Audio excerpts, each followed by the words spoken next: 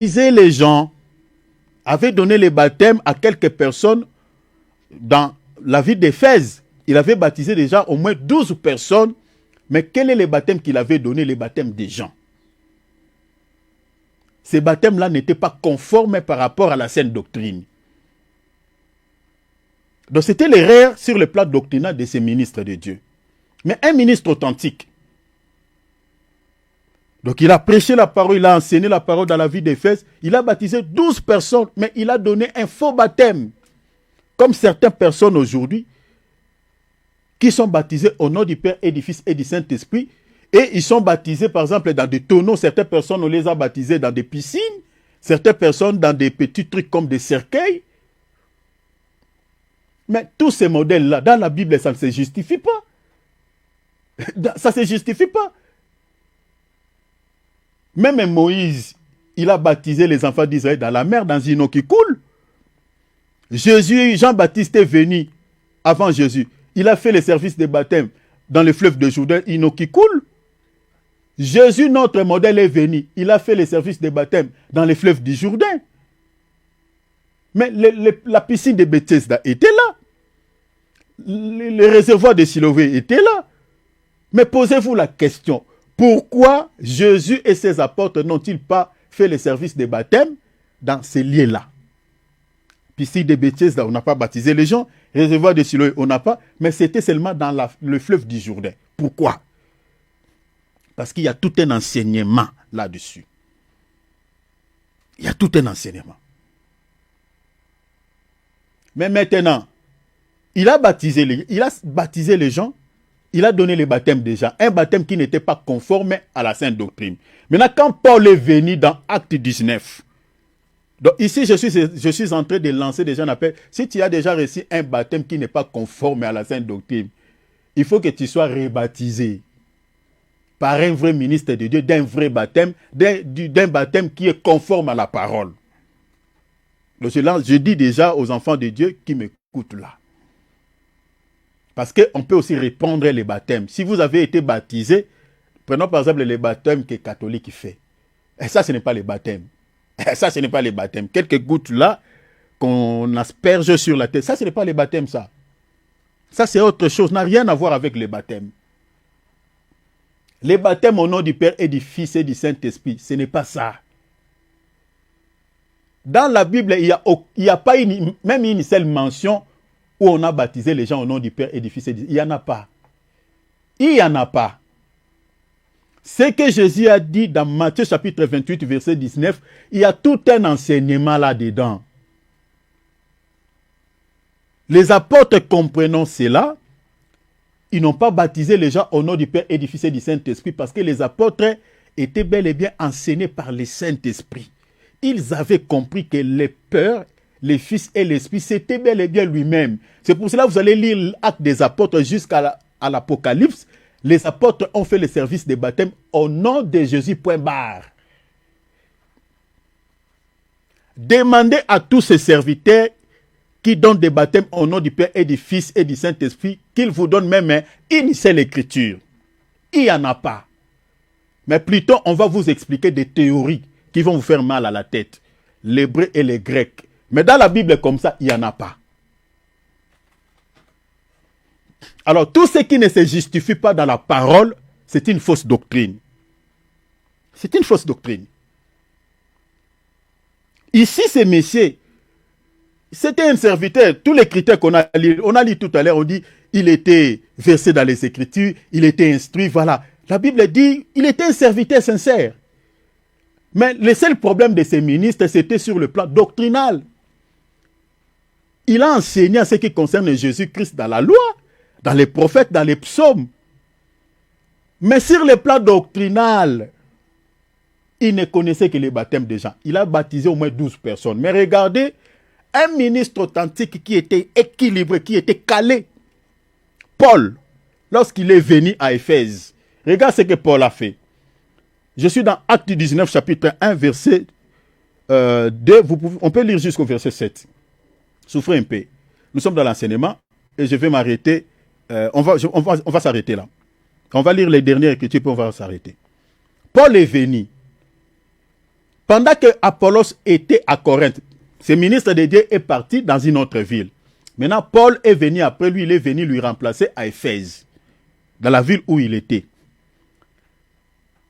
Après avoir parcouru les hautes provinces de l'Asie, arriva à Éphèse, Paul, et a raconté quelques disciples. Il leur dit, avez-vous reçu le Saint-Esprit quand vous avez crié? Quand ils ont crié, à qui? À quel évangile et qui avait prêché cet évangile? Ces ministres dont nous sommes en train de parler, Apollos qui ne connaissait que les baptêmes déjà, qui avait une erreur sur le plan doctrinal. Ils lui répondirent, nous n'avons même pas entendu dire qu'il y ait un Saint-Esprit. Est-ce que vous voyez cela? À cause de quoi? À cause du baptême. Les baptêmes étaient faux. Les baptêmes qu'ils avaient reçus ne permettaient pas à ces gens de pouvoir recevoir le Saint-Esprit. Chers enfants de Dieu, quand la doctrine est mal posée, quand un serviteur de Dieu prêche des fausses doctrines, l'Esprit de Dieu n'interviendra pas, n'agira pas. C'est ça le problème. Parce que le baptême était faux et du coup, cela n'a pas permis à ces gens de recevoir même le Saint-Esprit, le don du Saint-Esprit. Regarde maintenant ce que Paul dit. Il leur pose la question, il leur dit, avez-vous reçu le Saint-Esprit quand vous avez écrit? Il répondit, nous n'avons même pas entendu dire qu'il y a un Saint-Esprit. Verset 3, et dit, de quel baptême avez-vous donc été baptisé? Ah, est-ce que vous voyez cela? Donc Paul, il a compris, il dit, bon, de quel baptême avez-vous été baptisé? Regarde les réponses. Il répondit du baptême des gens. Ah, Paul, il a compris la raison pour laquelle vous n'avez pas reçu le Saint-Esprit, parce que vous avez reçu un baptême qui n'est pas conforme à la sainte doctrine. Est-ce que vous voyez cela? Bien aimé, toutes les erreurs sur le plan doctrinal ne permettra pas au Saint-Esprit de pouvoir intervenir dans votre vie ou d'agir dans votre vie. C'est ça le problème. Vous voyez ici, le Saint-Esprit n'a pas pu déverser son onction sur ces gens à cause quoi? Parce que sur le plan doctrinal, les ministres étaient mal barrés. Et Paul, il a compris cela et Paul va maintenant faire quoi? Paul va commencer d'abord à enlever ces faux enseignements, ces saletés que ces ministres avaient sémés dans l'esprit de ces gens, donner un enseignement vrai sur les baptêmes et refaire les baptêmes. Donc, c'est-à-dire, si vous avez reçu un baptême qui n'est pas conforme à la sainte doctrine, il faut refaire ces baptêmes. Vous avez été baptisé dans une piscine. Vous avez été baptisé, par exemple, dans un tonneau. Vous avez été baptisé, par exemple, dans l'église, dans un petit truc comme ça, comme un cercueil. Ce baptême-là n'est pas conforme à la sainte doctrine. Le baptême qui est conforme à la sainte doctrine, c'est dans une eau qui coule, c'est-à-dire soit dans une rivière, soit dans un fleuve, soit dans une mer. Dans une eau qui coule, il y a un pourquoi, il y a toute une explication, tout un enseignement. Parce que l'eau qui coule, il y a la vie. L'eau qui ne coule pas, il n'y a pas la vie. Sur le plan spirituel, il n'y a pas la vie. Parce que tout ce que nous faisons sur le plan spirituel, sur le plan doctrinal, il y a les esprits qui les accompagnent.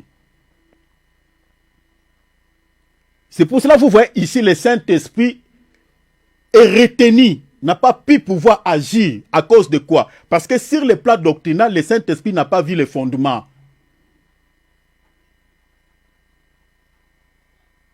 Parce que si le baptême, la personne reçoit vraiment le baptême selon la doctrine que les apôtres nous ont léguée, le baptême là peut apporter beaucoup de bien, peut faire beaucoup de bien sur le plan spirituel de la vie de cette personne. Parce que tout ce qui est doctrinal, les esprits les accompagnent. Dans le verset 4, alors, Paul dit, Jean a baptisé, là, il va maintenant reprendre l'enseignement. Il enlève ces faux enseignements que ces ministres Apollos avaient donnés. Il dit, Jean a baptisé du baptême de repentance, disant au peuple de croire à celui qui venait après lui. Vous voyez? De celui qui venait après lui. Vous voyez, le baptême s'est fait au nom de celui qui vient après Jean.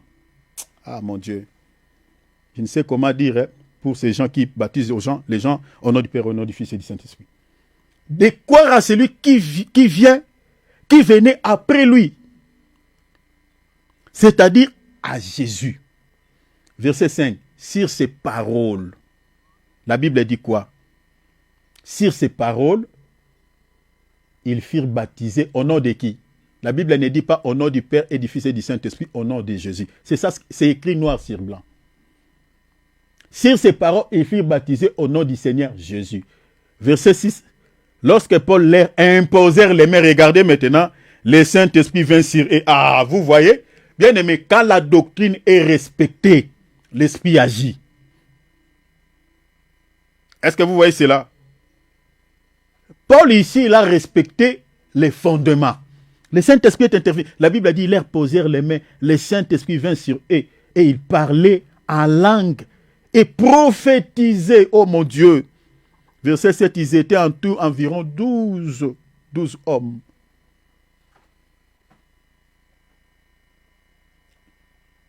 Quel est le baptême que toi tu as reçu lorsque tu as crié?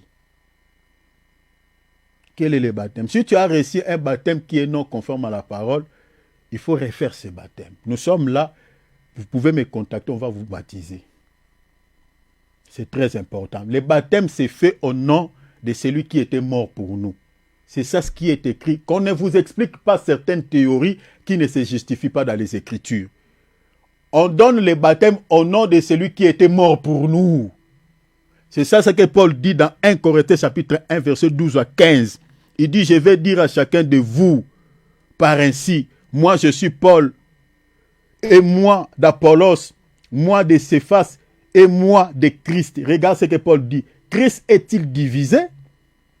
Paul a-t-il été crucifié pour vous? Est-ce que vous voyez cela? Il dit, Paul a été-il crucifié pour vous? Et c'est en mon nom, c'est au nom de Paul que vous avez été baptisés. Est-ce que vous voyez cela? Donc c'est-à-dire selon cette pensée, Paul voulait tout simplement dire que on donne le baptême au nom de celui qui a été crucifié pour nous. Est-ce que vous avez vu ça? Donc le baptême se donne au nom de celui qui était mort pour nous. C'est ça la pensée de la Bible. Ce n'est pas le Père qui était mort pour nous, ce n'est pas le Saint-Esprit, c'est Jésus qui était mort pour nous. Vous pouvez lire même Romains chapitre 6, verset 3, verset 4, c'est la même chose. Alors, lisons les dernières écritures et puis on va s'arrêter là. Éphésiens chapitre 4, verset 11 à 14, on va s'arrêter ici. On va s'arrêter ici. Regarde ce que la Bible dit. Parce que je parle de l'ignorance et le manque d'affermissement peut faire de sorte qu'un ministre authentique s'écarte aussi du droit chemin et embrasse de fausses doctrines. C'est possible, c'est vraiment très possible. Donc ne vous étonnez pas, vous voyez qu'un serviteur authentique qui s'écarte du droit chemin. Dans notre temps, il y en a plein de serviteurs. Par manque d'affermissement, des serviteurs qui n'ont pas été encadrés ou qui n'ont pas été formés. Ici, je ne parle pas d'encadrement ou de formation, aller faire la théologie. Ah non. Moi, j'ai toujours conseillé les gens, avant d'aller faire l'école théologique, il faut d'abord recevoir au départ la bonne connaissance, la vraie connaissance. Parce que si vous n'avez pas été encadré, vous n'avez pas reçu la bonne connaissance, vous partez directement pour aller faire l'école théologique, vous allez se perdre. Parce que là-bas, vous allez tout ramasser. Si nous avons aujourd'hui pas mal de soucis dans nos assemblées, au fait, j'aimerais dire que le grand problème, c'est parce qu'il y a des serviteurs qui ont fait des écoles théologiques qui nous ont amené pas mal de soucis que nous avons. Même la doctrine des Trinités, c'est l'école théologique. Les baptêmes au nom du Père et du Fils et du Saint-Esprit, les écoles théologiques. La majorité des serviteurs qui ont fait, je ne dis pas tous, il y a des exceptions. Mais la majorité des soucis que nous avons sur le plan doctrinal, c'est à cause des serviteurs qui ont fait des écoles théologiques. Bien qu'il y a des exceptions. Je connais pas mal de serviteurs qui ont fait des écoles théologiques, mais avant, ils avaient déjà la bonne connaissance qui ne sont pas chavirés. Donc, vous ne pouvez pas aller faire l'école théologique sans d'abord, au départ, être encadré par un vrai serviteur, un vrai ministre, et recevoir d'abord la bonne connaissance. C'est très important. Regarde ce que Paul dit. Éphésiens chapitre 4, verset 11, 14. Et il a donné les uns comme apôtres, les autres comme prophètes, les autres comme évangélistes, les autres comme pasteurs, les autres comme docteurs. Dans l'Église, nous avons au moins 5 dons ministériels. Verset 12.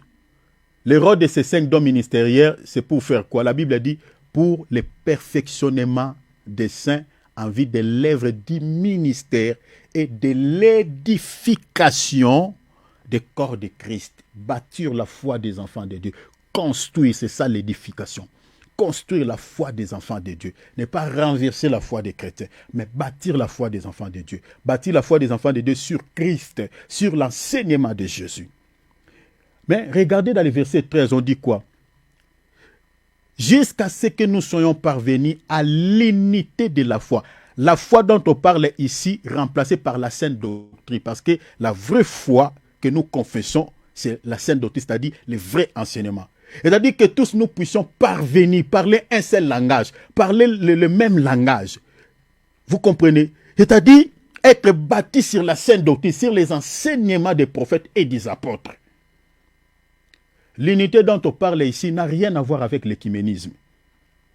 L'écuménisme dont l'Église catholique parle là n'a rien à voir avec ça. Parce que nous ne pouvons pas être unis, nous ne pouvons pas mettre, nous ne pouvons pas se mettre ensemble si nous ne partageons pas la même foi, nous ne partageons pas la même doctrine. Et c'est très compliqué. Donc l'unité dont la Bible parle, c'est l'unité de la foi. Donc, n'a rien à voir avec l'écuménisme. Donc, c'est-à-dire, c'est la sainte doctrine. C'est-à-dire, la vraie foi, c'est la sainte doctrine. Donc, le rôle des ministres de Dieu ici, c'est de réunir les cœurs des enfants de Dieu. Réunir les enfants de Dieu autour d'un seul fondement. C'est-à-dire, la sainte doctrine, l'enseignement de Christ. Bâtir la foi des enfants de Dieu sur Christ, sur le vrai enseignement. C'est ça ce qu'on appelle l'unité de la foi. La Bible dit, et de la connaissance du Fils de Dieu. La connaissance du Fils de Dieu, ici, il est question de la divinité de Christ, comme on vient de lire tout à l'heure. La vie éternelle, c'est ceux qui te connaissent, toi, le seul vrai Dieu. C'est-à-dire expliquer les gens, les enfants de Dieu, sur la divinité de Christ. Qui est Christ? Qui est Christ? Expliquer Christ depuis Genèse. Parce qu'on voit Christ depuis là-bas. Parce qu'il est la lumière, la première lumière que Dieu avait créée. Le Dieu là qui avait créé la lumière, c'était bel et bien lui-même. Parce que dans la création, Dieu se parlait de lui-même. Dieu ne parlait pas de quelqu'un d'autre. C'est ça, c'est que Philippe dit à l'énigme éthiopien, l'étendant. Il dit, mais de qui dont le prophète parle ici? Parce que l'étendant, il était en train de lire Isaïe 53. Il demande à Philippe, mais de qui dont on parle, de qui il est question? Philippe il va lui dire, là-bas il est question de qui? Il est question de Jésus. Jésus lui-même, il a dit dans l'Épître aux Hébreux, chapitre 10, verset 7, « Je viens avec le rouleau du livre dont il est question de moi. » C'est-à-dire de Genèse à l'Apocalypse, il est question de Jésus. Il est question de lui. La loi, les prophètes, les psaumes, Luc chapitre 24, verset 44. Il est question de lui. Donc, expliquer ici, la Bible dit, jusqu'à ce que nous soyons tous parvenus à l'unité de la foi et de la connaissance du Fils de Dieu, c'est-à-dire connaître bien Jésus sur la divinité de Christ. La Bible dit, à l'état d'homme fait. Ah, vous voyez? À l'état d'homme fait, c'est-à-dire que nous puissions atteindre la maturité. Quand on parle de l'homme fait, dans la Bible, c'est l'homme, c'est-à-dire c'est celui qui est spirituel, celui qui a la capacité de distinguer les biens et les mal. C'est celui qui est capable de manger la nourriture solide. Je suis dans Hébreux chapitre 5, verset 12 à 14. Quand on parle de l'homme fait, c'est celui qui a la capacité de manger la nourriture solide. Donc il n'est plus charnel, il n'est plus un bébé, il n'est plus un enfant. C'est ça ce qui est dit. C'est-à-dire, le rôle de ces 5 ministères, c'est de pouvoir, nous réunir autour de la même foi et de nous donner, c'est-à-dire nous expliquer la divinité de Christ, nous parler au sujet de notre Seigneur et Sauveur Jésus-Christ pour pouvoir devenir des hommes faits. être capable de pouvoir manger la nourriture solide. La Bible dit, à la mesure de la stature parfaite de Christ, verset 14, afin que nous ne soyons plus des enfants flottants. Est-ce que vous voyez cela?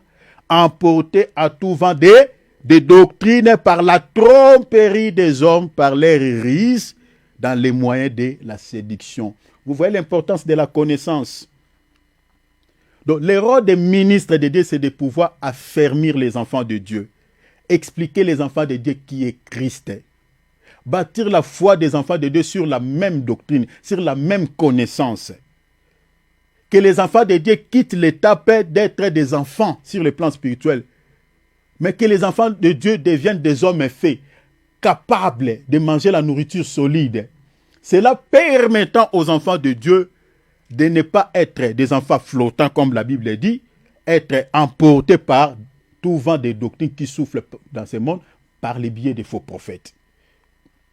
Donc, quand on n'a pas suffisamment la vraie connaissance ou la connaissance de Jésus-Christ, on n'est pas affermi et on commence à servir Dieu comme ça, c'est facile de pouvoir être influencé par les faux enseignements des faux prophètes.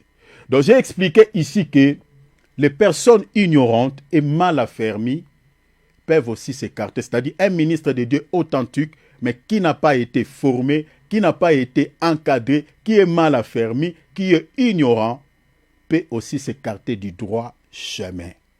Voilà pourquoi il est conseillé aux hommes de Dieu de pouvoir former les disciples. Jésus a dit aux apôtres, allez faites de toutes les nations des disciples, enseignez-les.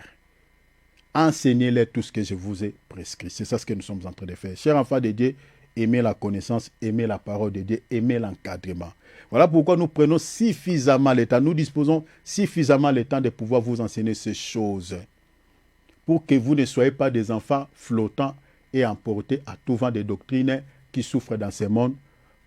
Voilà, par la tromperie des hommes, par la rise de ces faux prophètes. Que le Seigneur de gloire vous bénisse. Aujourd'hui, nous avons expliqué la deuxième raison. Samedi et dimanche, le Seigneur voulant, nous allons toucher sur la troisième et peut-être la quatrième raison. Donc, nous allons évoluer vite par la grâce de Dieu pour que nous touchions les autres facteurs qui nous restent. Nous allons prier, ouvrons nos micros. Alléluia. Nous allons prier. Gloire à Dieu. Ouvrons nos micros, nous allons prier, demandons la grâce de Dieu. Demande à Dieu qui te donne l'esprit de lire la Bible, d'aimer la connaissance. La connaissance, c'est ta vie comme on vient de lire. Là, le salut passe par la connaissance.